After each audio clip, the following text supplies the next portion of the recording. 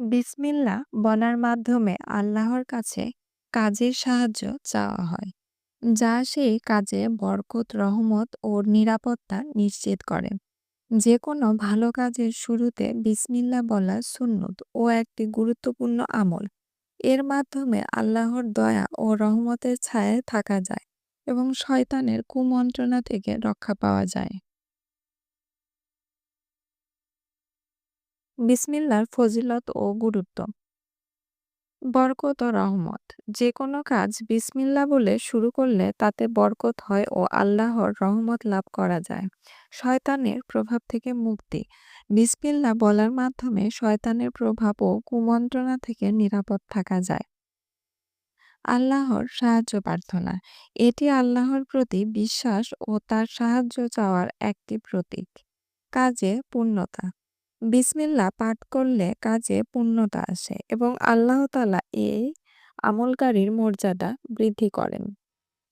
ইসলামের নির্দেশ। সূরা তওবা ছাড়া কোরআনের অন্য কোনো সূরার শুরুতেই বিসমিল্লাহ রয়েছে, যা এর গুরুত্ব নির্দেশ করে।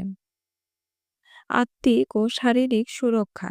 বিসমিল্লাহ আত্মিক ও শারীরিক রোগ নিরাময় করে এবং আল্লাহর দাসত্ব স্বীকার করার প্রতীক। বিসমিল্লাহির রহমানির রাহিম বাক্যটির অর্থ হল পরম করুণাময়, পরম দয়ালু আল্লাহর নামে।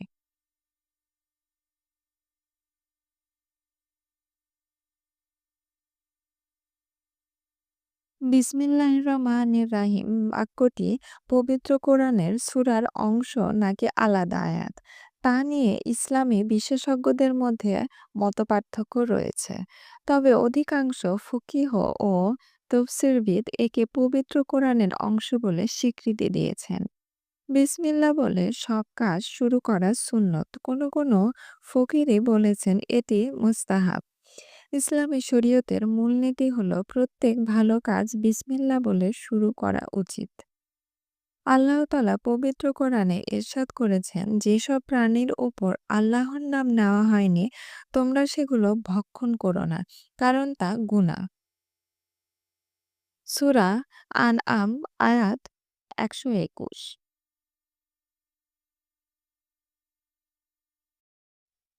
জুল হুলাইফায় অবস্থানকালে একটি ঘটনার পরিপ্রেক্ষিতে রাফি ইবনে খাদিজ রাদিয়াল্লাহু বর্ণনা করেছেন, আমরা রাসূলুল্লাহকে সাল্লাল্লাহু আলাইহি ওয়াসাল্লামকে জিজ্ঞেস করলাম, আমরা কি বাঁশের ধারালো চোখলা দিয়ে জবাই করব?